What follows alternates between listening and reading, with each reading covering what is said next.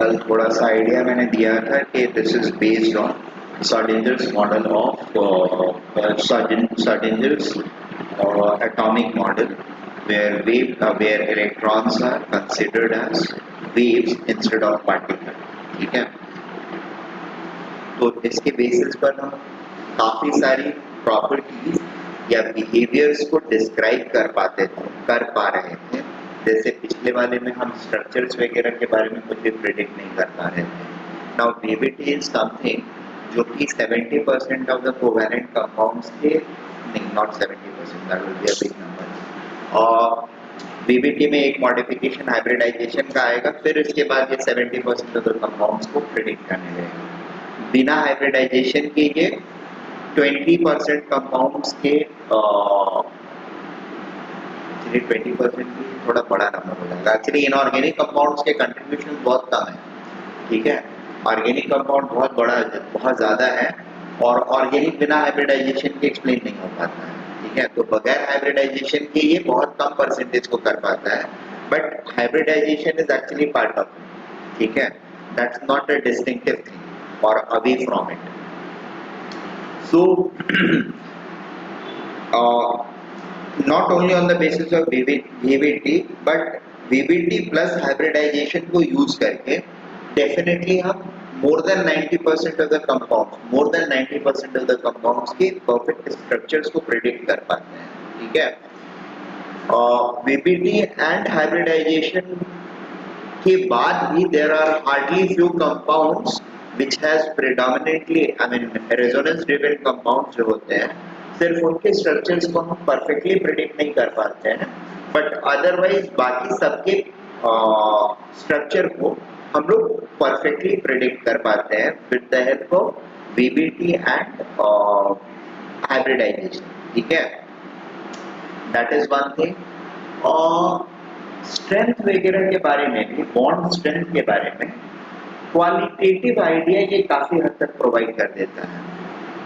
Are we getting this point? This theory is able to predict the qualitative differences between the bonds, ठीक है। Quantitative level तक, मतलब एकदम precise level तक तो नहीं, बट हाँ qualitative behaviour of bonds it can predict, it is able to predict. तो बॉन्ड स्ट्रेंथ की जहां तक बात, hello hello Harshit, Atharva, Yes, sir. हाँ, आई वाज सेइंग कि वीवीटी के थ्रू स्ट्रक्चर्स को हम एक्सप्लेन कर पाते हैं और अलॉन्ग विथ हाइब्रिडाइजेशन, ठीक है। हाइब्रिडाइजेशन को यूज कर लेते हैं तो लगभग 90% ऑफ द कंपाउंड जो भी कोवैलेंट कंपाउंड्स है उनके स्ट्रक्चर को हम एक्सप्लेन कर पाते हैं। दूसरा बेनिफिट जो इसका होता है वो ये होता है कि bond strength and bond length को हम इजीली क्वालिटेटिव आइडिया हम लगा लेते हैं, किसका बॉन्ड स्ट्रेंथ है, किसका बॉन्ड लेंथ ज्यादा होगा या कम होगा किसी कंपाउंड्स में, that we are able to predict, ठीक है। तो दो इंपॉर्टेंट ड्रॉबैक्स जो वहां पर थे उसको ये रिजॉल्व कर देता है। पहला स्ट्रक्चरल ड्रॉबैक एंड दूसरा bond length and bond strength. Bond order ये प्रिडिक्ट नहीं करता है, बॉन्ड ऑर्डर ये प्रिडिक्ट नहीं करता है, ठीक है। और दूसरी इसकी drawback odd electron compound, existence of stable odd electron compounds are not explained by VVT as well, ठीक है। However, it has definitely helped us to move much ahead of regular Lewis causal theory or prediction of covalent bonds based on Lewis causal theory, ठीक है। Not only that, मतलब ये हमको इस चीज में भी हेल्प करता है, अब चूंकि हमको ये पता चल जाता है कि किस कंपाउंड में बॉन्ड स्ट्रेंथ ज्यादा है, किस में बॉन्ड स्ट्रेंथ कम है। तो एक बॉन्ड को ब्रेक करना है, तो अगर स्ट्रॉन्गर बॉन्ड को ब्रेक करना है तो ज्यादा एनर्जी देनी होगी, वीकर बॉन्ड को ब्रेक होना है तो कम एनर्जी चाहिए, या स्ट्रॉन्गर बॉन्ड ब्रेक होकर के वीकर बॉन्ड फॉर्म हो रहा है, that's going to be not very, I mean chances बहुत कम होंगे कि ऐसे कोई रिएक्शन फिजिबल हो, ठीक है। देयर आर, आई मीन ऐसा नहीं है कि हो ही नहीं सकता है, होता है, but something else comes into the picture. Energy consideration के अलावा एक और चीज होती है which you guys are going to study in thermodynamics, that's called entropy, ठीक है। ये दोनों का काउंटर बैलेंस जो होता है या counter adjustment, that is what defines the formation of a compound, ठीक है। रिएक्टेंट से प्रोडक्ट का फॉर्मेशन जो होता है होगा कि नहीं होगा, दैट इज डिसाइडेड बाय एक तो एनर्जी फैक्टर और दूसरा एंट्रोपी फैक्टर, दोनों को मिला करके किया जाता है, जो कि थर्मोडायनेमिक्स में you guys are going to study, I will be teaching you guys, ठीक है। सो हाँ, बट ये जरूर है कि जनरली स्ट्रॉन्गर बॉन्ड्स ब्रेक होकर के वीकर बॉन्ड्स वाले कंपाउंड्स का बनना, that's not very much feasible, her bar possible नहीं होएगा, ठीक है। कुछ स्पेसिफिक सिनारियोज में पॉसिबल हो पाता है जहां पर एंट्रोपी के थ्रू ये चेंज इन एनर्जी को वो बैलेंस करता है और सिस्टम बैलेंस कर पाता है, वहां पर ये रिएक्शंस हो पाते हैं, बाकी सारे केसेस में नहीं हो पाते, ठीक है। तो कौन से रिएक्शंस हो सकते हैं या कौन से नहीं हो सकते हैं, इसका भी एक पॉसिबल आइडिया जो है that was thrown by, that can be like you can say approximated with the help of VBT theory, right? So this is going to give us much more hold and command over behavior of compounds and molecules, covalent molecules as required by us, ठीक है ना, चलेगा। Let us take the points. इसमें काफी सारी चीजें आने वाली हैं, जैसे वीबीटी में बॉन्ड फॉर्मेशंस पढ़ेंगे, फिर पाई बॉन्ड सिग्मा बॉन्ड आएंगे, और पाई के भी काफी सारे टाइप्स होते हैं, p pi, t pi, t pi, p pi, s pi, p pi, t pi, तो all those are going to be studied, वो सारे हमको पढ़ने हैं।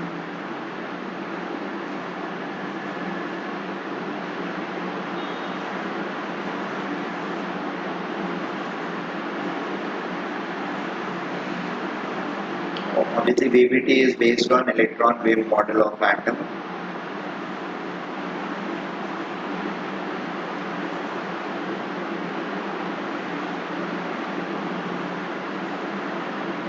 Incepted by Heitler and London, further extended by Pauling and Slater.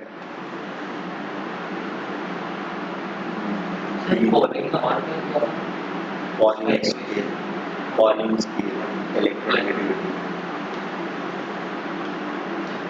वो Pauling scale नहीं, वो भी Pauling Slater scale ही थी। Pauling बोलते हैं, but Pauling Slater equation and Pauling Slater scale, वो बेसिकली इसी थ्योरी को डेवलप करते टाइम उन लोगों ने ये आइडिया डेवलप किया था।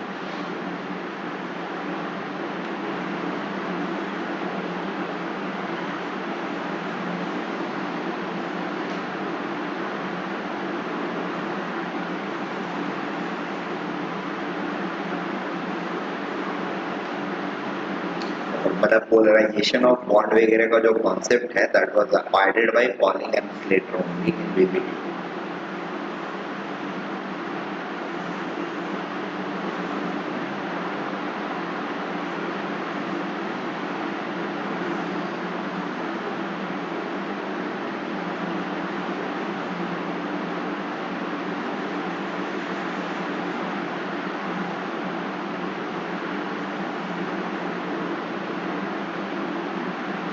The key thing is it explains the bond formation by overlapping of orbitals of valence shell of two atoms. Basically, electron wave representing the orbitals or electrons, they interfere together to form the bonds. That's the key. और वो bond कैसे और क्यों form करते हैं, क्योंकि interference के बाद कंस्ट्रक्टिव इंटरफेरेंस अगर होता है तो उनकी एनर्जी, पोटेंशियल एनर्जी जो है वो डिक्रीज कर जाती है, ठीक है।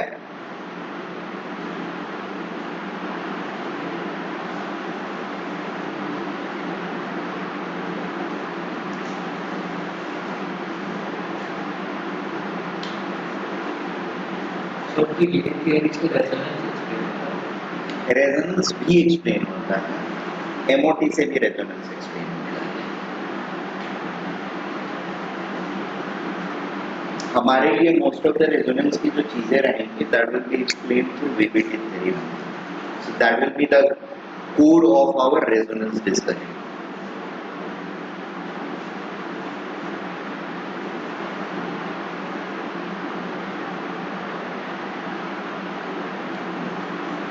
अब इस थ्योरी में आइडिया क्या है? Only half filled orbital, that is singly occupied orbitals, can enter into overlapping process. This is something very key, ठीक है। हाइब्रिडाइजेशन अलग से हमको इसलिए डालना पड़ा क्योंकि कभी कभी क्या होता था कि पेयर्ड ऑफ इलेक्ट्रॉन जो है वो भी प्रोमोट होकर के, जैसे कुछ कंपाउंड्स हमने ऐसे ऑब्जर्व किए जहां पर सिर्फ अनपेयर्ड इलेक्ट्रॉन नहीं, पेयर्ड इलेक्ट्रॉन भी अनपेयर्ड होकर के फिर बॉन्डिंग कर रहे हैं।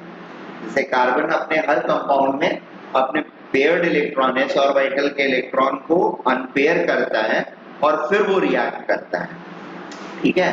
कभी कभी वो पेयर्ड इलेक्ट्रॉन को अनपेयर्ड करके रिएक्ट करता है, कभी कभी बिना अनपेयर किए हुए भी रिएक्ट कर लेता है, ठीक है। It is actually choice of carbon, ठीक है। Most of the time it opens up and then reacts with the whatever atom it is interacting with. Are we getting this point? However, BBT क्या बोलता है? Core BBT, only half-filled orbitals or singly occupied orbitals will interact to form a bond, covalent bond. Is it okay? So core BBT के ideology या principles या hypothesis में अगर हमसे पूछा जाएगा how it predicts the bond formation, then according to BBT only half-filled orbitals or singly occupied orbitals are going to interact or overlap in order to form a covalent bond. दोनों ही half field चाहिए, एक एक electron दोनों में होना चाहिए, तभी वो इंटरेक्ट करेंगे।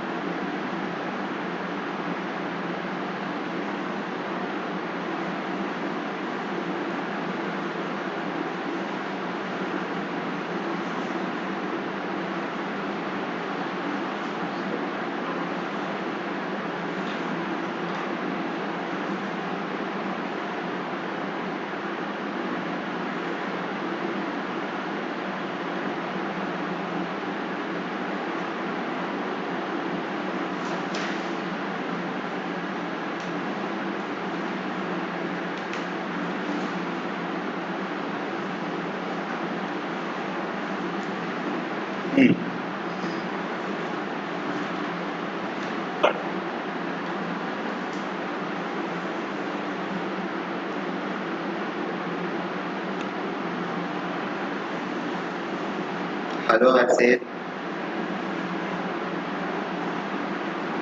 हर्षित,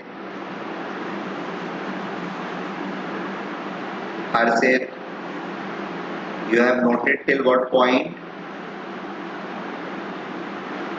सर मैंने वीबीटी का स्टार्टिंग ही नहीं किया था सर, वो डिवाइस चेंज कर रहा हूँ।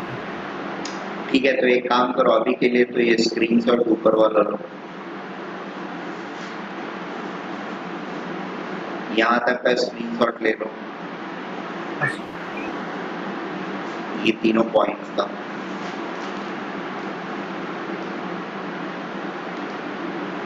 वो वैलेंस बॉन्ड थ्योरी है, ये 3 पॉइंट्स, 4 पॉइंट्स इनका ले लो। ये लिया, तुमने सुना था जो डिस्कस किया, हाँ या सर, सुना भी नहीं था? नहीं सर मैं सुन रहा था, बट वो स्क्रीन का ना कुछ तो प्रॉब्लम हुआ था, इसलिए मैंने डिवाइस चेंज कर दिया। चलेगा चलेगा चलेगा, पर सुना था ना, वो इम्पोर्टेंट है। बीच की चीजें सुनी नहीं चाहिए, लिखने वाली चीजें हैं इम्पोर्टेंट, वो लिखना है, बट सुनने वाली भी important. Take down this point,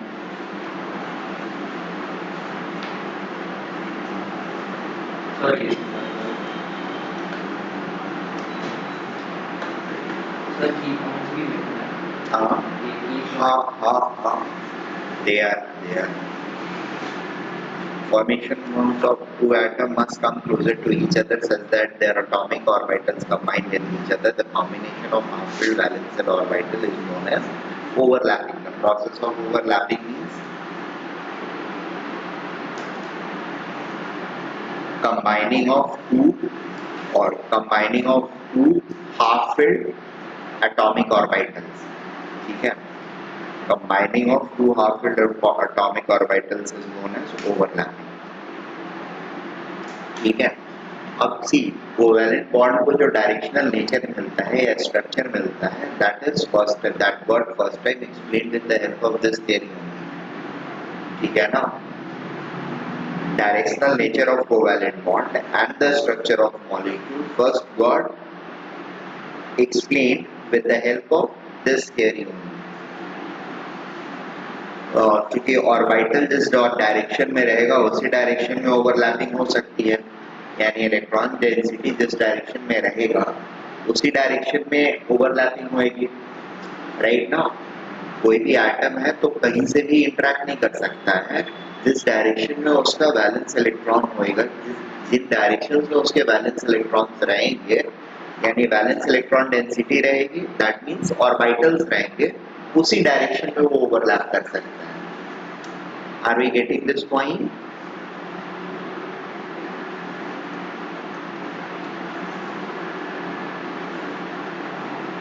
Harshit and Atharva,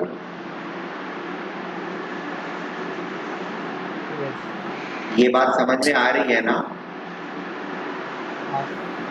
okay, की points of this theory, atomic orbital of two atoms must come sufficiently close to each other and in proper orientation. ठीक है, that's very key. The orientation of orbitals is key aspect in formation of bonds or overlapping of atomic orbitals. ठीक है, तो एक पहला की चीज क्या है, प्रॉपर, मतलब obviously proper closeness is one thing, sufficiently closeness is one thing, and second important thing is proper orientation. Without proper orientation we can not have. अब प्रॉपर ओरिएंटेशन क्या है, it is going to be explained with the help of examples. There are going to be examples to which I am going to explain to you guys what is proper orientation. ठीक है, जैसे एक p orbital लिया, एक p orbital ये लिया, this is not a proper orientation. It's not going to interact in this way. Is that okay? Basically ये interact करेगा, इसके दो लोब्स होते हैं, पॉजिटिव लोब और नेगेटिव लोब. ठीक है, एक इसमें से पॉजिटिव होगा, एक नेगेटिव होगा. मान लो ऊपर वाला पॉजिटिव है और नीचे वाला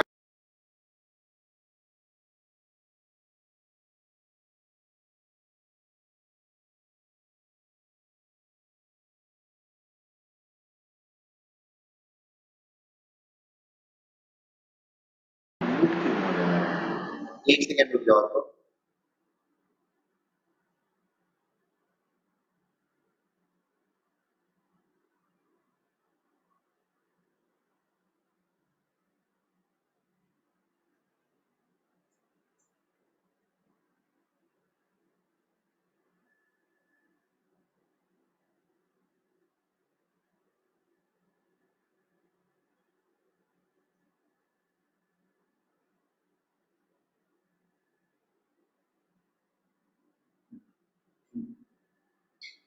लॉग इन कर देते हैं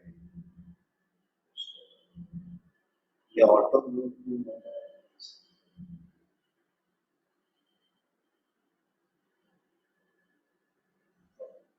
nevertheless let us try to understand this hello आवाज आ रही है हेलो ओके हाँ what I am saying is suppose ये इसकी तरफ अप्रोच करता है तो what will happen when this will come close to it some part of it will overlap with this positive half of the orbital and some will interact with negative half of the orbital दोनों मिला करके net क्या होगा it will become zero ये actually electron waves हैं positive and negative so basically ये क्या represent कर रहे हैं ये ऊपर वाला पार्ट और नीचे वाला पार्ट को रिप्रेजेंट कर रहे हैं अब कोई ऊपर वाला पार्ट ये भी ऊपर वाला पार्ट है सिर्फ तो अब ऊपर वाला पार्ट आधा इसके साथ और आधा इसके साथ इंटरेक्ट करेगा तो the net thing will become zero बात समझ में आ रही है नहीं आ रही है ओके सी पॉजिटिव और पॉजिटिव का interaction is going to create positive result positive and negative का interaction is going to create negative result ठीक है हाँ तो नेट क्या हो गया दोनों का सम जीरो अब ये अगर पॉजिटिव वाला या तो पॉजिटिव के साथ करता या नेगेटिव वाला नेगेटिव के साथ करता then this would have given a fruitful result fruitful successful result ठीक है बट ये वाला इंटरेक्शन जो है this is not going to bear a fruit और this interaction is not allowed that means अगर कोई X oriented orbital P orbital y या z ओरिएंटेड p ऑर्बिटल के साथ इंटरेक्ट करने की कोशिश करता है will that be allowed no only x orbital can interact with x orbital or y orbital can interact with py orbital can interact with py orbital or pz orbital can interact with pz orbital are we getting this point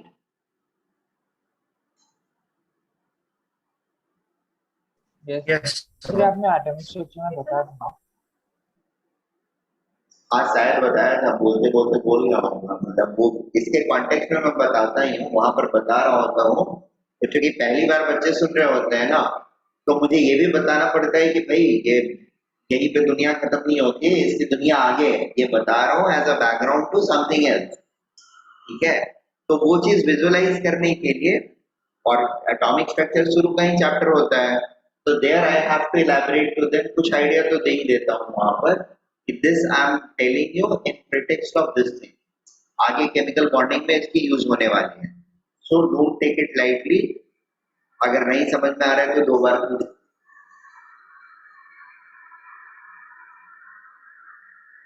okay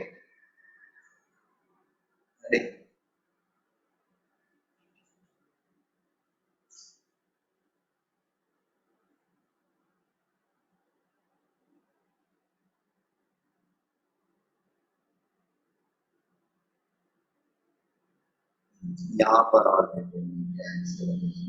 चलिए यहाँ पर एक चीज और मैं बता देता हूँ जब भी मैंने बोला px px के साथ करेगा py py के साथ करेगा pz pz के साथ करेगा ठीक है और दो न्यूक्लियस के बीच को लाइन जो ज्वाइन करता है ना दो न्यूक्लियस को बॉन्ड अब चूंकि सारी चीजें डायरेक्शनल हो गई यहाँ से once we enter into VBT and we are talking about VBT everything becomes directional तो न्यूक्लियस दो न्यूक्लियस को ज्वाइन करने वाला जो लाइन होता है उसको हमने स्टैंडर्ड फॉर्मेट में जेड एक्सिस मान रखना है ठीक है इफ नथिंग इज गिवन और दो एटम्स अगर इंटरेक्ट कर रहे हैं that means they are interacting along their z axis. बात समझ में आ रही है? क्लियर है? ठीक है, ये चीज अभी के लिए नोट करके रख लेना, clear axis. क्योंकि इसके बेसिस पर आगे मैं क्वेश्चन पूछूंगा। ठीक है? नहीं अभी नहीं, थोड़े टाइम बाद, अभी एक्सेल और वो आ जाएगा उसके बाद क्वेश्चन। बट अभी से मैं क्लैरिफाई कर दे रहा हूं कि interaction if nothing is stated then only it is along z axis. If something is stated, if it is being typically z कि एक्स एक्सिस के अलोंग इंटरेक्शन हो रहा है, ठीक है, तो आपका इंटरन्यूक्लियर एक्सिस क्या हो जाएगा? नहीं होगा, एक्स एक्सिस हो जाएगा।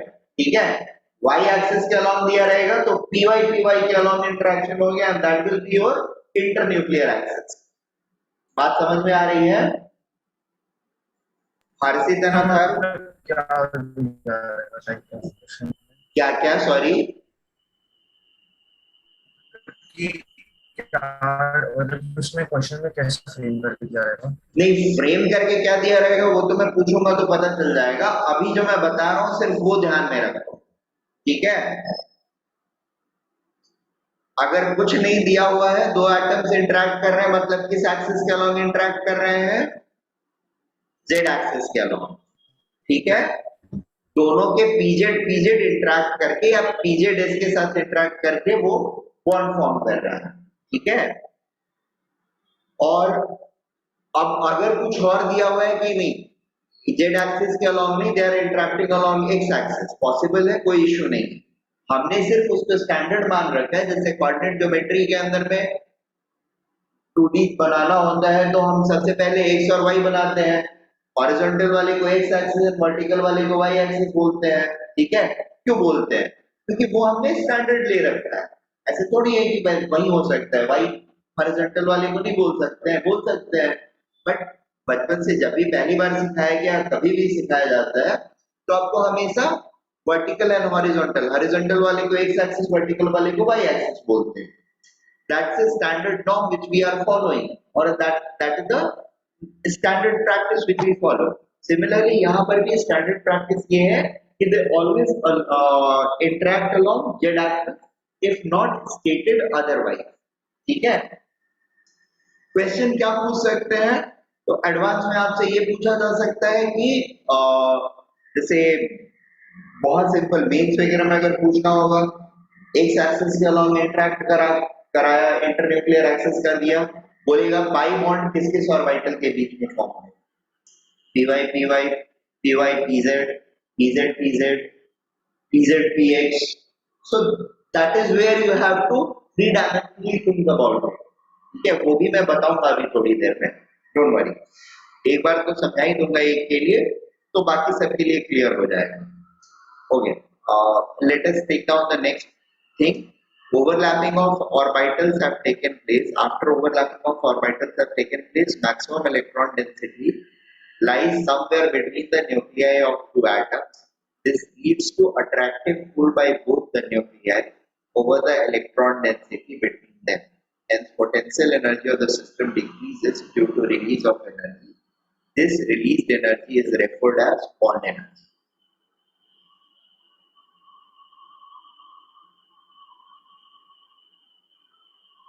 So the idea over here is, पहले हम इलेक्ट्रॉन्स को एज अ पार्टिकल ले रहे थे, पार्टिकल के फॉर्म में उसको दो एटम्स के बीच में रख करके एंड ये कर रहे थे कि पोटेंशियल एनर्जी कम हो रहा है। अभी भी कर ऑलमोस्ट सेम रहे हैं, बस हम क्या बोल रहे हैं कि now instead of being a particle it is present as a wave, but it is present only along this axis. ठीक है, maximum of the density is going to be present, जैसे ये ऑर्बिटल और ये ऑर्बिटल इंटरेक्ट कर रहा है।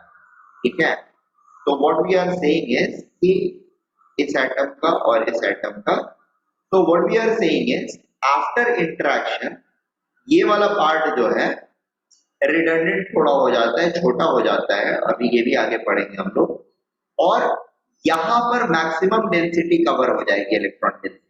तो बेसिकली इंटरेक्शन के बाद इधर की डेंसिटी कुछ इधर ट्रांसफर हो जाती है, इधर की भी डेंसिटी कुछ इधर ट्रांसफर हो जाती है and maximum density is going to lie around this zone, ठीक है। दैट इज नेसेसरी ऑल्सो, क्योंकि वो ज्यादातर इलेक्ट्रॉन डेंसिटी अगर यहां पर रहेगा तभी it is going to reduce the potential energy significantly, ठीक है।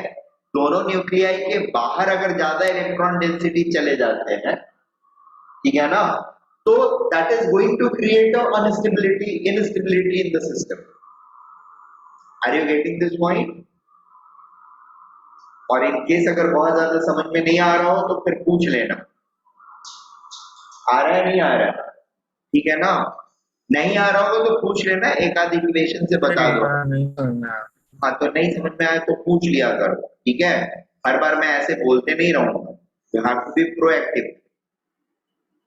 देखो ये पॉजिटिव चार्ज है, ये पॉजिटिव चार्ज है, निगेटिव चार्ज को अगर मैं यहाँ पे रखूंगा, यहाँ पे रखूंगा तो पोटेंशियल कम होता है, ठीक है। लेकिन इस निगेटिव चार्ज को अगर मैं यहाँ पे उठा के रख दूं या यहाँ पे उठा के रख दूं तो इसका पोटेंशियल बढ़ जाएगा। क्यों बढ़ जाएगा? यहाँ पे जब रखूंगा तो दोनों चार्जेस, दोनों पॉजिटिव चार्जेस से इसका डिस्टेंस क्या है, कम हो गया है, ठीक है।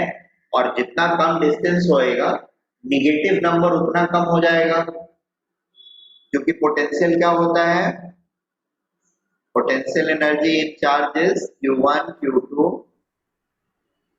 by 4 pi epsilon naught r force, वो फोर्स होता है, पोटेंशियल इज ओनली r, ठीक है। चार्ज एक पॉजिटिव है एक निगेटिव है, तो यहाँ पर निगेटिव साइन, ये जितना छोटा होगा ये नंबर पॉजिटिव वैल्यू जो होगा वो उतना बड़ा होगा, ठीक है। पॉजिटिव वैल्यू जितना बड़ा हुआ यानी ये निगेटिव वैल्यू उतना कम होगा। बात समझ में आ रही है हर से? हाँ सर। ठीक है। अब इसको अगर मैं यहां से उठा करके यहां ला देता हूं तो यहां से तो डिस्टेंस ठीक है कम है, लेकिन यहां से बढ़ गया significantly, and same will be true for this charge, right? Is it okay? हाँ सर। And therefore उनका पोटेंशियल एनर्जी कम होगा। क्या क्या, sorry?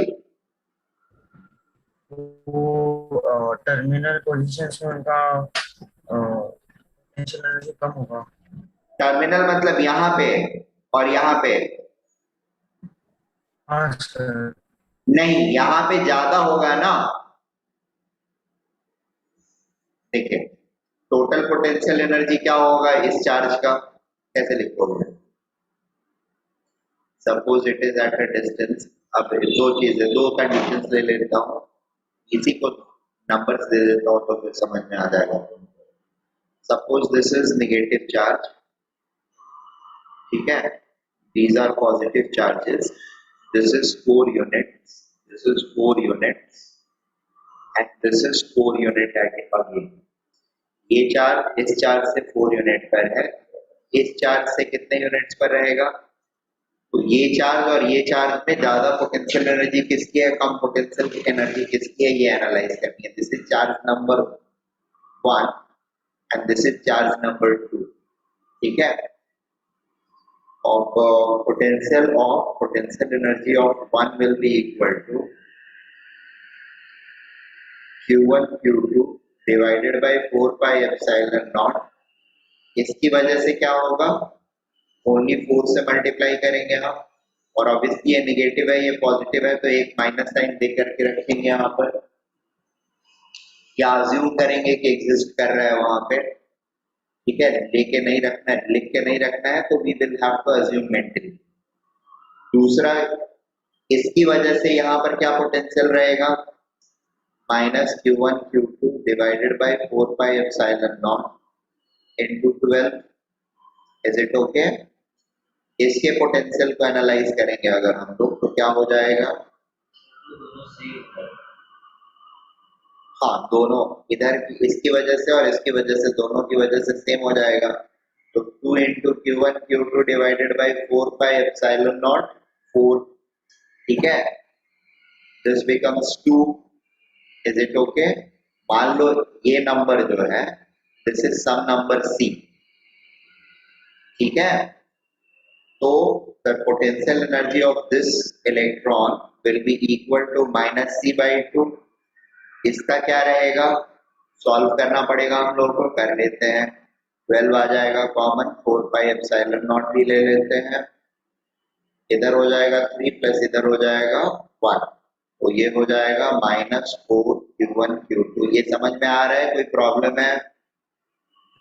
This is equal to minus Q1 Q2 divided by 4 pi epsilon naught 3। अब ये चीज यहाँ पर भी c मान c है, ठीक है? तो this will transform into minus c by 3। What do you think, which one will be greater, minus c by 2 और minus c by 3? Minus c by greater. Minus c by 3 greater रहेगा। तो बस वही मैं भी बोलने की कोशिश कर रहा हूँ कि इस पोजीशन में अगर रहेगा तो पोटेंशियल एनर्जी ज्यादा रहेगा, और इस पोजीशन में आ गया तो पोटेंशियल एनर्जी कम हो जाएगा, ठीक है? तो ये वाला फेवरेबल पोजीशन रहेगा इसके लिए, ये वाला अनफेवरेबल रहेगा, ठीक है? दैट मींस इलेक्ट्रॉन डेंसिटी ज्यादातर जो होगी ये दोनों न्यूक्लियस के बीच में लाई करेगी, ठीक है? इधर वाला जो लोब है उसमें से भी इलेक्ट्रॉन्स ट्रांसफर होकर के इस वाले लोब में आ जाते हैं, विच इज इंटरैक्टिंग। ओवरलैप जो लोब कर रहा होता है ना, उसमें इलेक्ट्रॉन्स ट्रांसफर हो जाते हैं, ठीक है? ये बात समझ में आ गई अब कि और अभी भी प्रॉब्लम है? पक्के से क्लियर है ना? हाँ सर। वेरी गुड, चलो फिर नोट कर लो। है काम, है काम। अरे बॉन्ड एनर्जी बना रहा है ये, पोटेंशियल का जो ड्रॉप है दैट इज बॉन्ड एनर्जी। तो सारी अंडरस्टैंडिंग भी इसी के ऊपर बेस्ड है।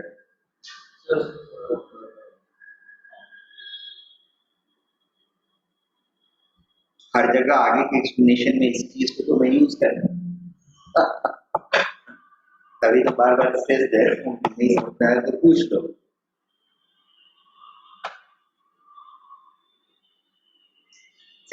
कभी ना कभी एक बार इस तरह के तरीके से मुझे डिटेल में समझाना ही है।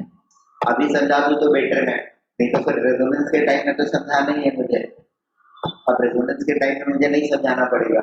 I just give you an idea कि दो है, तीसरा वाला भी प्लस चार्ज ला दिया तो उसका पोटेंशियल और कम होगा, चौथा अगर आ गया तो और कम हो जाएगा। So it will be just build up on this. तो ये वाली चीज कहीं ना कहीं एक जगह तो मुझे समझानी है।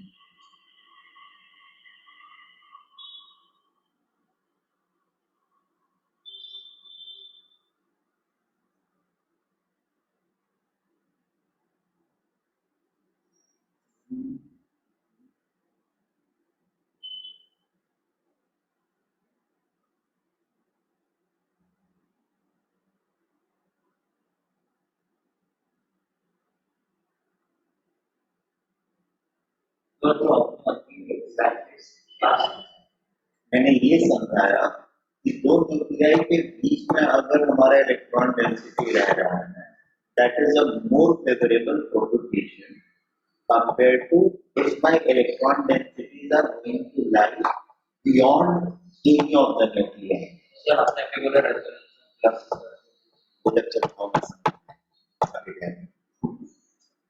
बस मैंने ये बोला कि ये एक्सप्लेनेशन जो है ना एनर्जी वाला, न्यूमेरिकली उसको दिखाने का, हाँ वो चीज को मैं आगे यूज करूंगा and it will become easier to understand. अभी समझे रहोगे, ठीक है?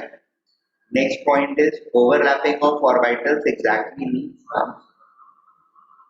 इसको और नीचे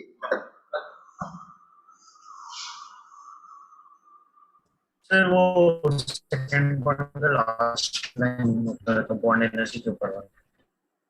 हाँ तो वो तो है ना, यहाँ पे दिख रहा है ना कि नहीं दिख रहा है? And then second point, interaction is nothing but interference of electron matter wave.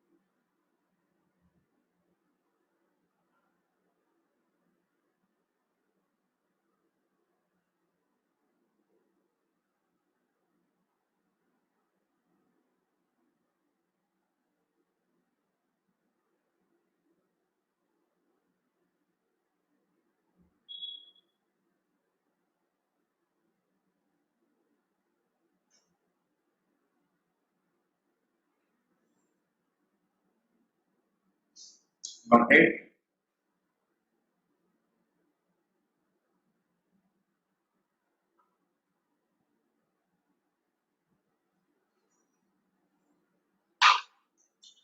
Overlapping orbital must be half filled and electron with opposite. The electrons must be in opposite spin. अगर अपोजिट स्पिन में नहीं रहता है case तो वो अपने आप को अपोजिट स्पिन में एडजस्ट करता है, ठीक है, क्योंकि बीबीटी ये बोलता है कि दो electrons with opposite spins can only interact, है ना।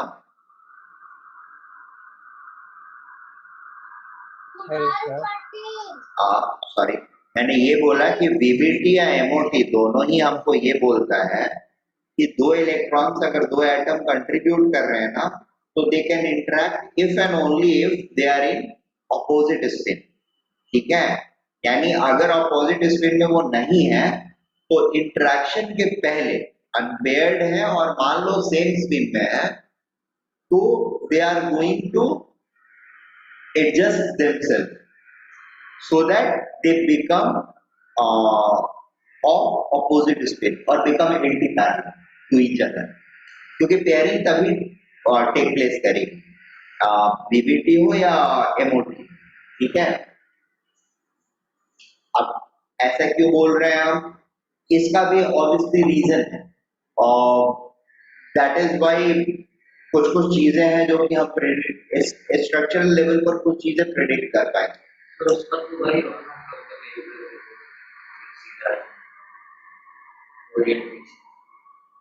नहीं, इलेक्ट्रॉनिक स्पिन जो कि पॉलीज प्रिंसिपल के बाद आया था, स्पिन एंगुलर मोमेंटम, वो स्पिन एंगुलर मोमेंटम अलग अलग होना चाहिए दो इलेक्ट्रॉन जो अट्रैक्ट कर रहे हैं, ठीक है। This was wave amplitude जिसको डिस्कस कर रहे थे, wave amplitude should be same, तो फिर ऑर्बिटल या इलेक्ट्रॉन से इंटरैक्ट करेंगे, बट उसके बाद भी दूसरी चीज ये है स्पिन एंगुलर मोमेंटम जो है that should be anti to each other, तभी वो स्टेबली अट्रैक्ट करेंगे एक दूसरे को। क्या चीज लास्ट देखो वो तो ये वाला, हाँ इसमें मैंने ये बताया अभी कि जैसे this is not a right orientation, why, because this plus when approaches this orbital, ठीक है, ये प्लस वाला पोर्शन इस प्लस वाले से और इस माइनस वाले से साइमल्टेनियसली इंटरैक्ट करने लगेगा, ठीक है। तो प्लस प्लस का इंटरेक्शन होता है, that is going to create a plus energy, and plus minus का इंटरेक्शन होएगा तो that is going to create a minus energy, ठीक है।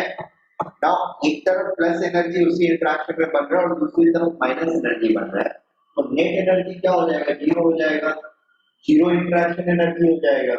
अब दिस जीरो इंटरेक्शन एनर्जी अगर कहीं पर भी किसी भी ओवरलैपिंग में हो रहा है या नेगेटिव एनर्जी हो रहा है, then those are not allowed, ठीक है ना, that is not possible, that is going to increase the potential energy of the system, ठीक है। यहाँ पे bond energy 3%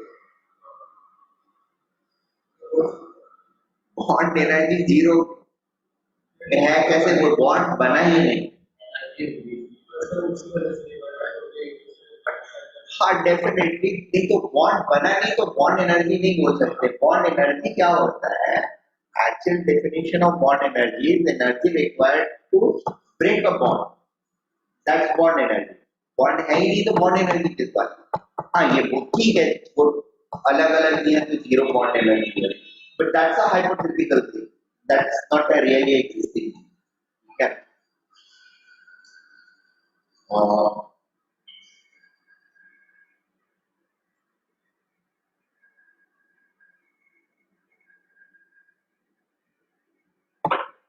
Okay. Next point is for coordinate bond to be formed, empty orbital of one atom will overlap with fully filled orbital of another atom.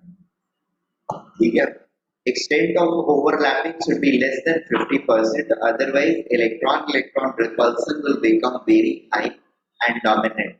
ठीक है, not only electron but nucleus repulsion will also become dominant. ठीक है, overlapping of orbital can never be more than 50%. Are we getting this point? ये एक point ध्यान में रखना, याद रखना. बोलो.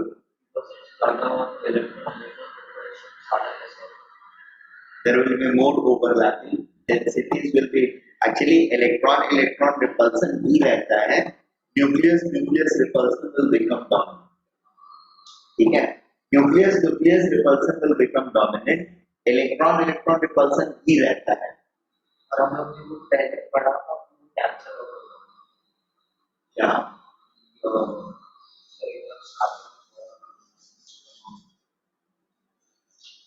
कैंसल आउट नहीं होगा.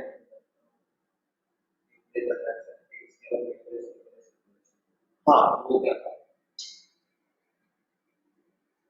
न्यूक्लियस और इलेक्ट्रॉन का अट्रैक्शन और इस न्यूक्लियस और यहाँ पर बॉन्डेड इलेक्ट्रॉन्स का अट्रैक्शन जो है वो जब तक न्यूक्लियस रिपल्सन को काउंटर करते रहता है या इलेक्ट्रॉन रिपल्सन को काउंटर करते रहता है तब तक मतलब ओवरकम करते रहता है बेसिकली, तब तक बॉन्ड स्टेबली फॉर्म होते हैं. When it becomes dominant then it will not be a stable bond. And हाँ, दूसरी चीज ये इलेक्ट्रॉन रिपल्सन जो है ना, ये ओवरलैपिंग इलेक्ट्रॉन्स की बात नहीं कर रहे हैं. यही इकलौता इलेक्ट्रॉन थोड़ी रहेगा पूरे सिस्टम में, बाकी भी वैलेंस इलेक्ट्रॉन्स रहेंगे. ठीक है, तो इसके वैलेंस बाकी के वैलेंस इलेक्ट्रॉन इसके बाकी के वैलेंस इलेक्ट्रॉन को तो रिपेल करेंगे ना, they are not bonded. Are we getting this point? ठीक है, और प्लस न्यूक्लियस रिपल्सन. तो अगर 50% से ज्यादा ओवरलैपिंग हो जाती है तो this repulsion will start dominating in any case. It has been observed that in no bonding case there is more than 50% overlap. ठीक है, therefore it has been deduced that कि 50% से ज्यादा अगर overlap होने लगता है तो nucleus and rest of the valence electron and valence electron repulsions will start dominating the nucleus and bonded electron attraction. Is it okay? Sir मेरा 4th point note करना था.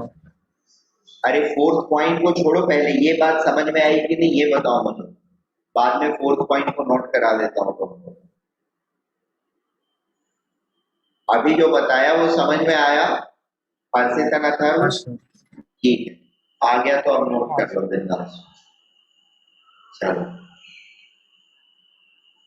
4th नोट करो, 5th नोट करो, 6th note करो.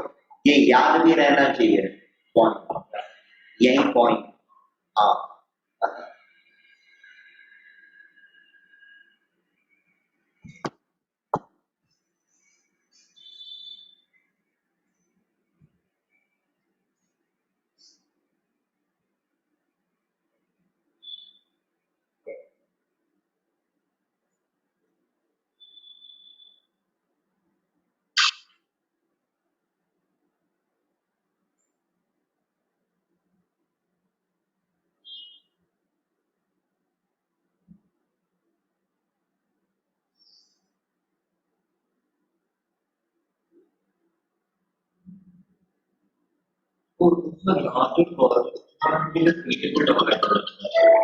Ordinary ball के लिए हमेशा ये फुली फिल्ड होता है. फुली फिल्ड मतलब एक ऑर्बिटल में दोनों electron paired. Hello, yes.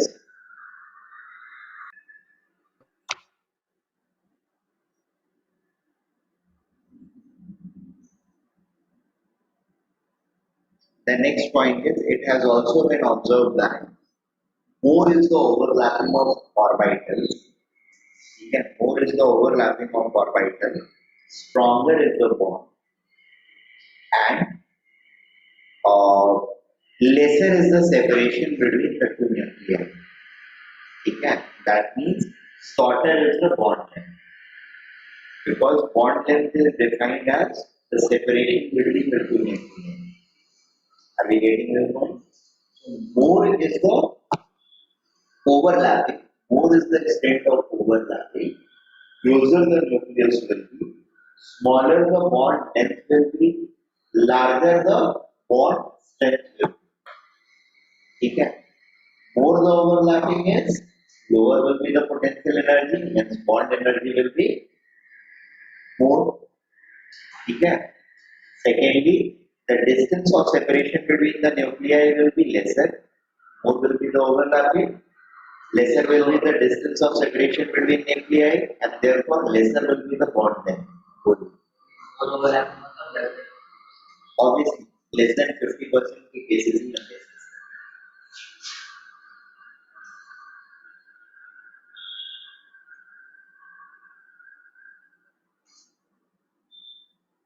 Six वाला नोट हो गया था ना?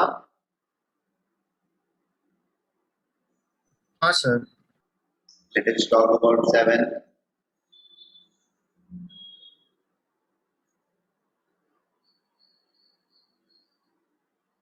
Okay, I'll note it down.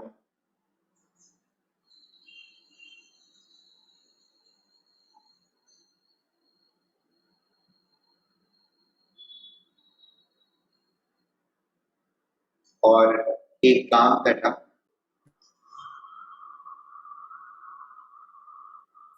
Otherwise रस्सी को पता नहीं चल पाता. See, what I'm trying to say is, ये मेरा z एक्सिस है, ये मेरा y एक्सिस है, ये मेरा x एक्सिस है. z y x. ठीक है? दूसरे वाले में भी z y x. तो z अगर मेरा न्यूक्लियर एक्सिस है, z axis is my nuclear axis, internuclear axis, तो एक्सियल ओवरलैपिंग किसकी हो रही है? pz की. साइड वे ओवरलैपिंग किसका होएगा? py and px. px py के साथ नहीं होगा, या py px के साथ नहीं होगा. py का होगा और px का होगा. Side way overlapping. Is it clear? Parallel. हाँ, साइड वे ओवरलैपिंग और पैरेलल ओवरलैपिंग. सिमिलरली अगर y इंटरन्यूक्लियर एक्सिस है, y इंटरन्यूक्लियर एक्सिस है, तो साइड वे ओवरलैपिंग किसका होगा? pz और px का. Is it okay? ये दोनों का, और ये दोनों तो एक्सियली ओवरलैप कर रहे होंगे. ठीक है? वो बनाने में थोड़ा सा बन नहीं रहा है, नेवरदलेस समझ में आ रहा है. हाँ सर. ठीक है? और px जब ओवरलैप करेगा तो एक्सियल ओवरलैपिंग px की, और py एंड pz जो है वो क्या होंगे? पैरेलल ओवरलैप करेंगे, या साइड वे ओवरलैपिंग होगी. ठीक है? सेम आइडिया हम लोग p और d के बीच में भी डिप्लॉय करेंगे. ठीक है? नहीं करेंगे इन प्रोसेस, डोंट वरी. मतलब है वो, that is going to be part of this discussion. वो साइड वे ओवरलैपिंग जब डिटेल में करने लगूंगा तो that is going to be part of our discussion. So not to bother about that. अभी सिर्फ इसमें px वाले py और pz के केस में समझा देना आसान होता है. 3 एक्सिस है, उंगलियों से बन जाता है, तो फिर आसानी से समझा दिया.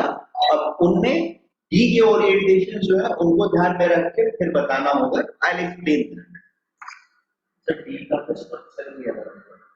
हाँ, तो उनका ओवरलैपिंग भी पहले मुझे बताना होगा ना. तो स्ट्रक्चर अलग होता है, प्लस उसके लूप्स भी अलग होते हैं. प्लस एक साथ होता है, माइनस एक साथ होता है. ठीक है ना? ऐसा नहीं होता है कि हाफ एक का प्लस हो और हाफ दूसरे का प्लस हो. तो वो प्लस वाला इसके प्लस वाले के साथ करेगा, और माइनस वाला अगर रहेगा तो घूम करके माइनस वाले के साथ करेगा. ओरिएंटेशन चेंज होएगा. ठीक है? So those things have to be kept in mind while making the overlapping. Clear? Note down the 9th point. 9th is bit.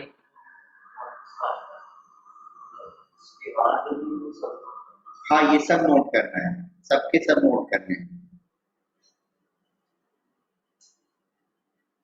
Sir generally जब कोवेलेंट बॉन्ड्स बनते हैं तब ये ओवरलैपिंग होता रहता है। होता रहता नहीं है, ओवरलैपिंग ही अगर है तभी उसको कोवैलेंट बॉन्ड बोलते हैं। This overlapping is covalent bond.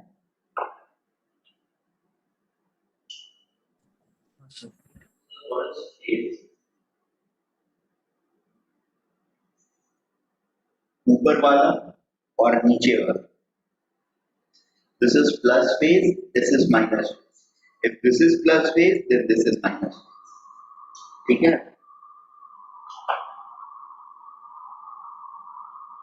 They simply signify one of them is above the central line, another is below the central line. They are opposite to each other.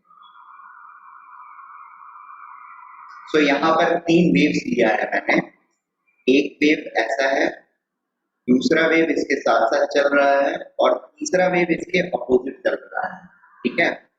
A and B are in phase, ठीक है, whereas B and C और A and C are out of phase। Green वाला उसी का indicator है, ये plus वाला जो है ऊपर वाला वो ये है और ये माइनस वाला ये है। Diagrammatic representation in orbitals.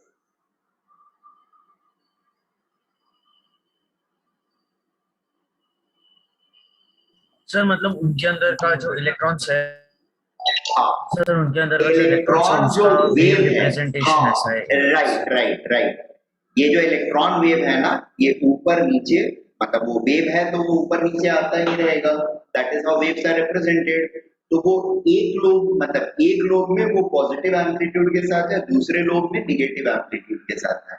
D में जब होता है तो एक पूरा लोब जो होता है वो क्या होता है, पॉजिटिव वाला रहता है और एक पूरा लोब नेगेटिव वाला रहता है।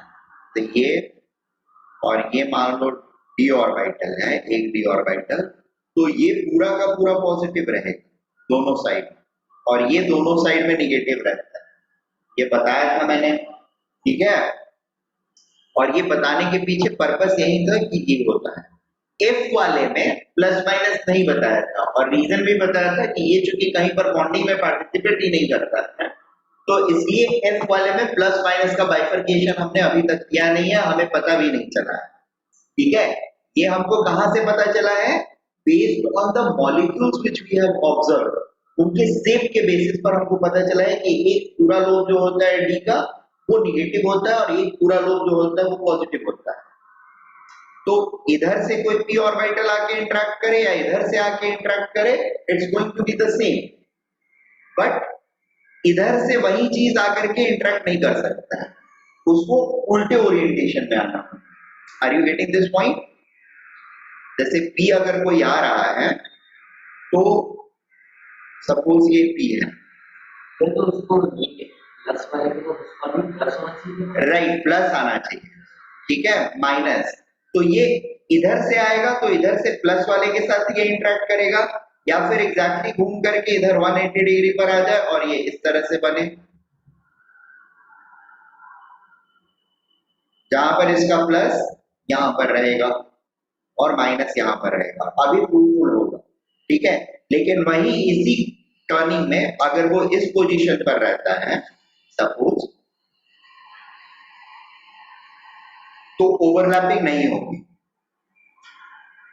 ये अगर टर्न हो रहा है तो यहां पर पॉजिटिव रहेगा, यहां पर निगेटिव रहेगा, तो ये दोनों इंटरेक्ट नहीं कर सकते, क्लियर। यहां पर अगर इंटरेक्ट करना है तो इसको स्पिन लेना होगा 180 डिग्री, ठीक है, तब फिर फ्रूटफुल ओवरलैपिंग होगी। हाँ, और नहीं ऑपोजिट स्पिन होगा कि नहीं वो अलग चीज, वो अलग है, वो इससे पता नहीं चलेगा, पहला स्टेप है, उसके बाद वो चीज देखनी है। हाँ, ये ऑर्बिटल की पोजीशनिंग हो रही है and then comes the electronic ये spin angular momentum,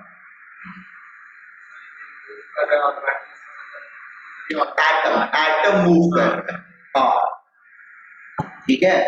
so basically ये पूरा एक एटम है जो कि मूव कर रहा है, ये यहां से इस पोजीशन में आया, इंटरेक्शन नहीं होएगा, यहाँ से इस पोजीशन में आया, इंटरेक्शन हो जाएगा। सर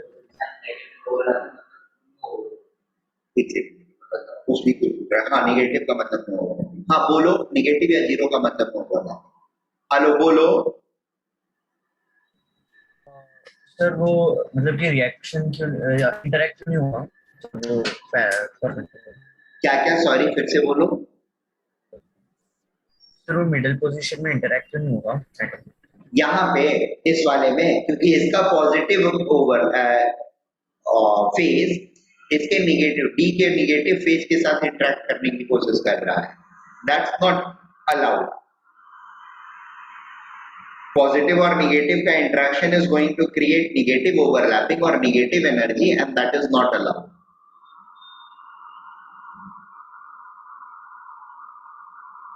निगेटिव एनर्जी का मतलब होता है increase in energy of the system.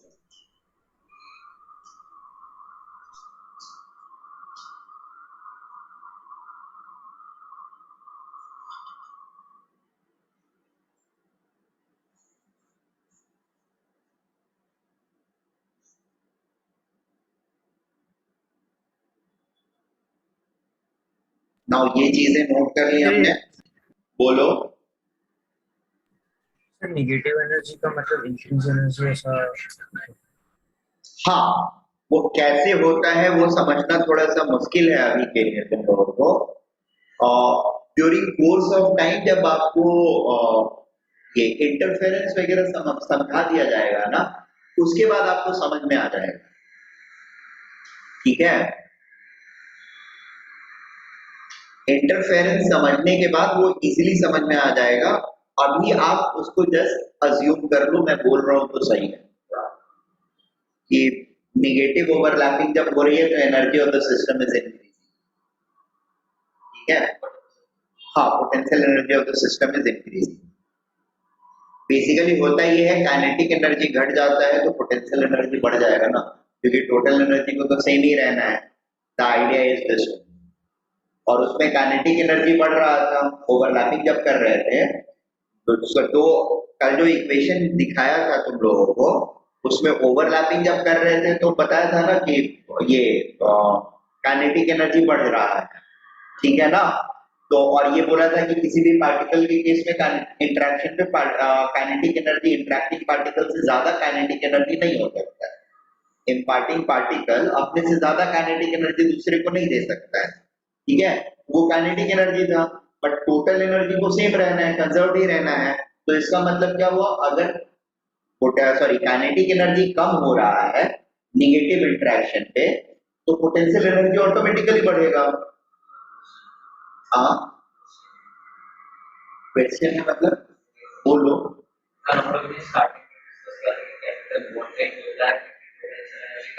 कम होना चाहिए, काइनेटिक एनर्जी ज्यादा होना चाहिए जरूरी नहीं है। पोटेंशियल एनर्जी कम होने का मतलब है एनर्जी रिलीज भी तो हो सकता है ना, तो एनर्जी रिलीज होता है क्योंकि टोटल एनर्जी जो होती है, टोटल पोटेंशियल एनर्जी कम होने का मतलब सिर्फ पोटेंशियल एनर्जी कम होने से नहीं है। इंटरेक्शन के बाद, ओवरलैपिंग के बाद पोटेंशियल एनर्जी डिप होने का मतलब टोटल एनर्जी कम होने से होता है। पोटेंशियल में जितना डिप होता है उतना ही टोटल एनर्जी में भी डिप होता है, ठीक है। And this thing is we are trying to explain कि जो वेव इंटरैक्ट करने वाला है, ओवरलैपिंग अगर निगेटिव होता है तो ड्यू टू सर्टेन फैक्टर्स उसकी काइनेटिक एनर्जी बढ़ जाती है, सॉरी काइनेटिक एनर्जी कम हो जाती है और पोटेंशियल एनर्जी इंक्रीज हो गई। पोटेंशियल एनर्जी इंक्रीज हो गई, इसका मतलब है कि total energy of the system is going to increase, ठीक है। उसका जो काइनेटिक एनर्जी था that has got converted into potential energy, therefore total energy of the system has increased, hence bonding of that nature does not exist.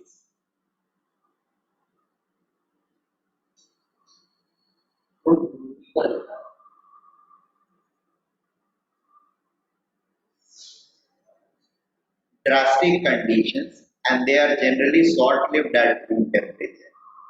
मतलब ऐसा नहीं है कि ये नहीं बनते हैं, ये भी बन सकते हैं, but they require drastic conditions and they are not they are not live at room temperatures.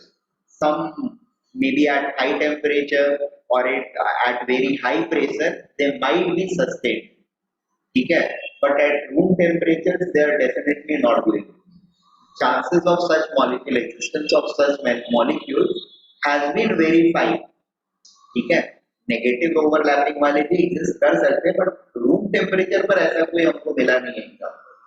ठीक है, ड्रास्टिक कंडीशंस पे कुछ चीजें हैं जो कि इस तरह की ओवरलैपिंग में भी एग्जिस्ट करती है।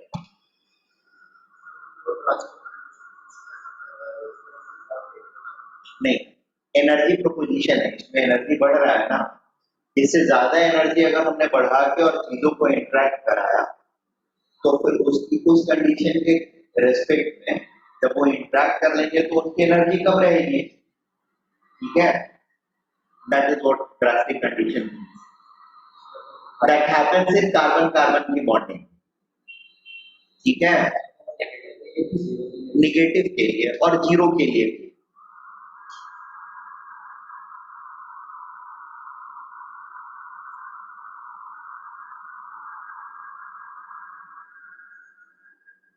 बेसिकली ये वाला जो है पर्टिकुलर पॉइंट ना, this particular point is with respect to one such bond, carbon carbon का बॉन्ड फॉर्म होता है। ठीक है, which forms at very high temperature, यानी C2 मॉलिक्यूल का फॉर्मेशन होता है।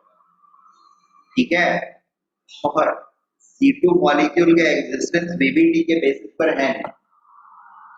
ठीक है, MOT प्रेडिक्ट करता है कि हाँ ये एग्जिस्ट कर सकता है विथ पाई बॉन्डिंग, उसमें सिग्मा बॉन्डिंग नहीं होता। बीबीटी का बेसिस है कि पहले सिग्मा बॉन्डिंग को फॉर्म होना है, उसके ऊपर अगर कुछ ओवरलैपिंग के लिए बन रहा है तो फिर आपका पाई बॉन्डिंग फॉर्म हो सकता है, but pi bond can never be a primary bond. ठीक है, एमओटी के साथ ऐसा कोई कंस्ट्रेंट नहीं है, even pi bonds can be a primary bond. हाँ, पाई पाई बॉन्ड वो वाला है और ये डेल्टा बॉन्ड है, डी ऑर्बिटल को इन्वॉल्व करने वाला बॉन्ड। डी डी जब पैरेलल ओवरलैपिंग करता है ना, then it forms delta bond. P या पी जब ओवरलैप कर रहे होते हैं साइडवे ओवरलैप, तो it is called pi bond. ठीक है, डी डी ऑर्बिटल का sideway overlapping is delta bond. Everything will come in course.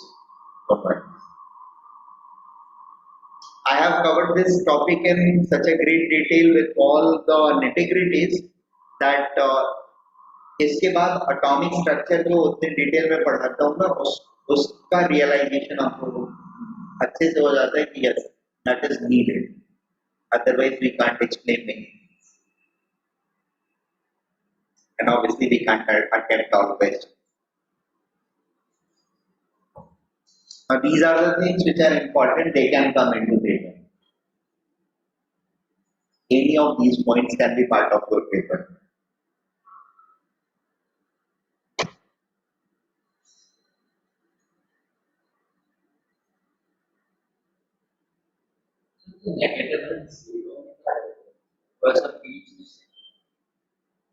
हाँ, राइट। पॉजिटिव अगर निगेटिव के साथ कर रहा है इंटरैक्ट, तो it is going to be negative overlap. But positive simultaneously positive and negative के साथ कर रहा है, that is going to be zero overlapping. तो ये तीनों ओवरलैपिंग्स क्लियर होनी चाहिए,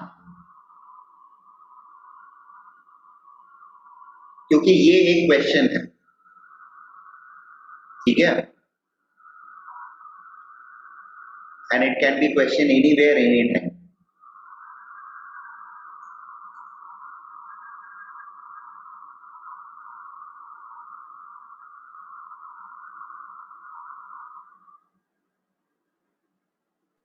सर वो स्क्रीन थोड़ा नीचे हाँ,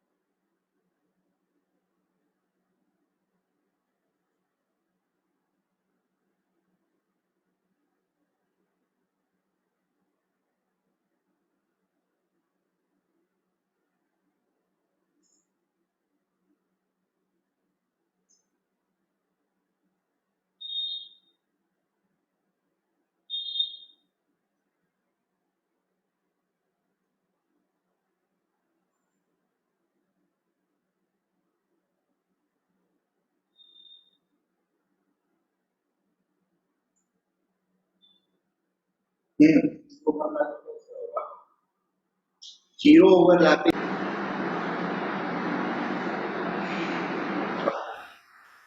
तो बेसिकली ये तीन डायग्राम्स जो हैं, these are explanatory about which of them is possible and which of them is not possible.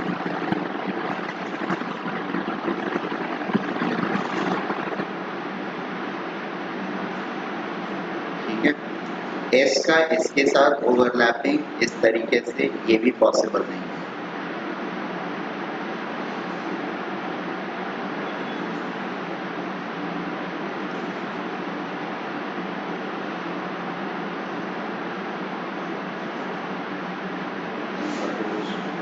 मैं इधर से कोई दूसरा S बना देता हूँ और ये P के साथ ओवरलैप करने की कोशिश करेगा। This is also not possible. Positive negative zero overlapping. Sir तो ओनली पॉसिबिलिटी नहीं, और भी काफी सारी पॉसिबिलिटीज डी डी का हो सकता है ना, क्या बोल रहे हो?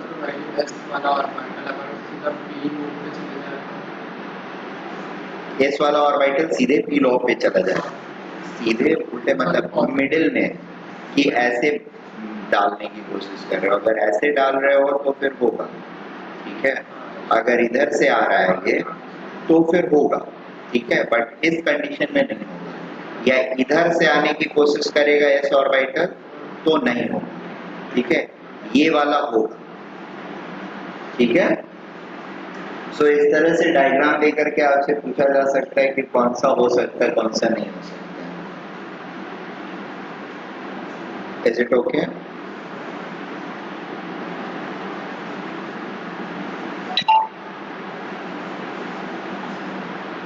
Very good. 10 point is more closer the valence cell orbital, valence cell to the nucleus is, more will be the its overlapping and stronger will be the bond form. इसके पीछे क्या लॉजिक होता है ऐसे समझो। जब छोटे लोब्स होते हैं, ठीक है, ऑर्बिटल का साइज छोटा है और कोई चीज इसके साथ इंटरेक्ट करने के लिए आ रहा है, ठीक है, तो 50% तक, मतलब इसमें जनरली ज्यादा ओवरलैपिंग के चांसेस रहेंगे। दूसरा, कोई बड़ा चीज अगर आ रहा है तो बड़े चीज का या बड़ा बॉल आ रहा है छोटे बॉल के साथ इंटरेक्ट करने के लिए, तो छोटे वाले का तो 50% जल्दी हो जाएगा, ठीक है, टू अ सर्टेन एक्सटेंट तक वो पेनिट्रेट करेगा एंड इसका 50% हो गया। बट इसका क्या होगा, इसका बहुत कम इन्वॉल्वमेंट रहेगा एंड इस कम इन्वॉल्वमेंट की वजह से these bonds are generally weaker। बहुत छोटे और बड़े ऑर्बिटल के बीच का इंटरेक्शन जो होगा that is going to be weaker, whereas छोटे छोटे ऑर्बिटल्स का इंटरेक्शन जो होगा that is going to be much stronger. Am I making sense? Based on that, we have this particular thing. More will be its overlapping and stronger will be the bond formed. PQN of the valence shell orbital of A atom and PQN of the valence shell orbital of atom B, 1-1 के बीच का जो bond होगा PQN1 और PQN1 वो ज्यादा stronger होगा compare to 1-2, compare to 2-2, compare to 2-3, compare to 3-3, compare to 3-4। ठीक है, समझ में आ रही है बात? कोई इश्यू?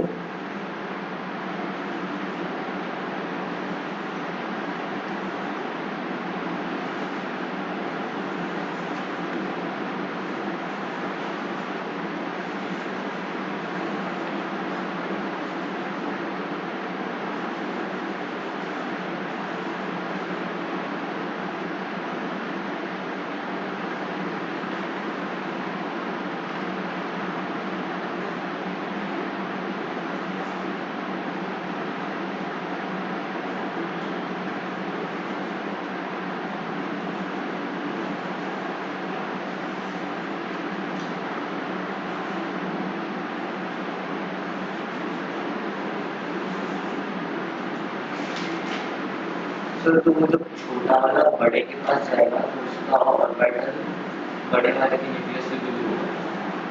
सॉरी फिर से बोलिए। छोटा वाला है और एक बड़ा वाला है, और वो बड़ा वाले के अंदर गया, लेकिन उसका ऑर्बिटल बड़े वाले के न्यूक्लियस से दूर होगा, इसीलिए वो एनर्जी कम होगा। हाँ, that is one reason. Definitely that is one reason. So ये 1.12 क्या है? 1112 is यहाँ पर पहला वाला नंबर जो है वो PQN of one orbital. PQN मतलब principal quantum number of first atom.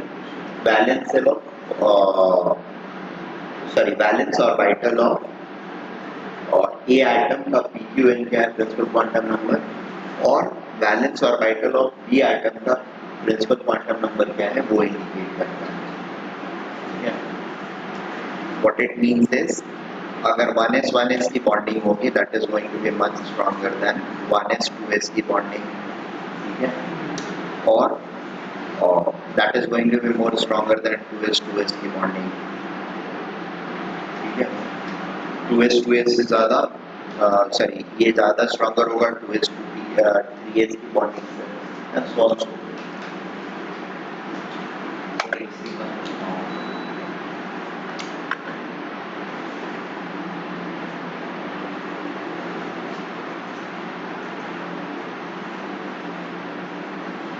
Can I go ahead?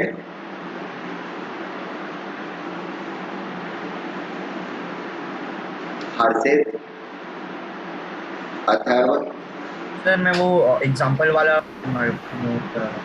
ठीक है कर लो.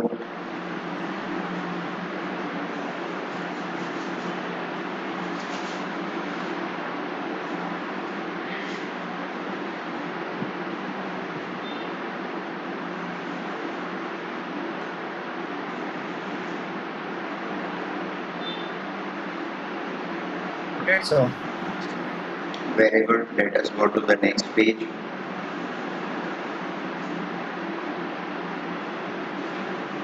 Two is going to be greater than 1 3. PQ and 2 के बीच की bonding is going to be greater than or stronger than 1 3 की bonding. ठीक है? The reason is explained. Its same, the energy and size of orbital are expected to be closer and hence better overlapping and stronger bonding.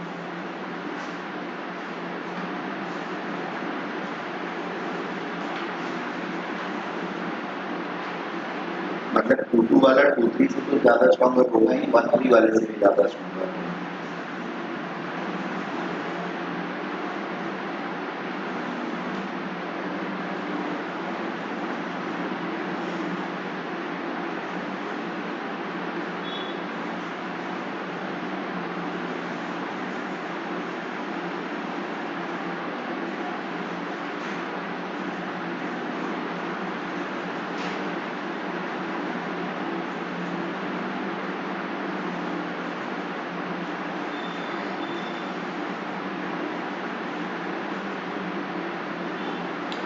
ये note हो गया.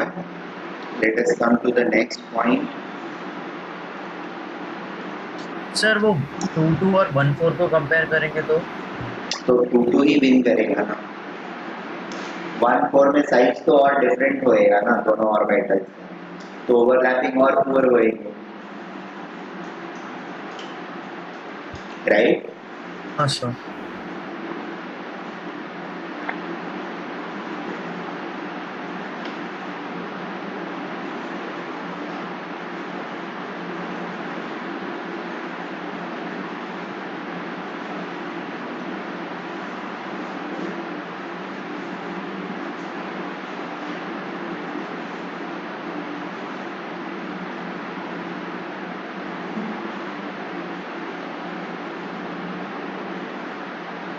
बताइए.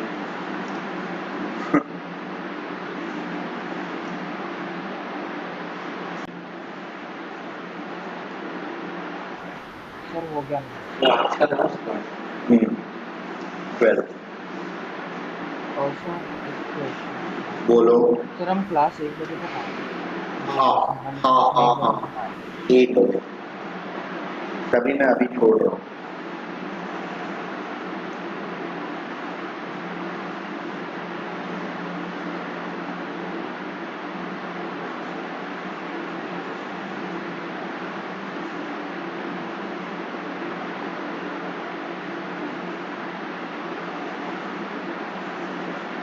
So we will move from here onwards in the next lecture, 13 points onward. Uh, this point is again self-explanatory that S orbital is spherical in nature, spherical and symmetric in nature. Therefore, it can only undergo sigma overlapping or axial overlapping.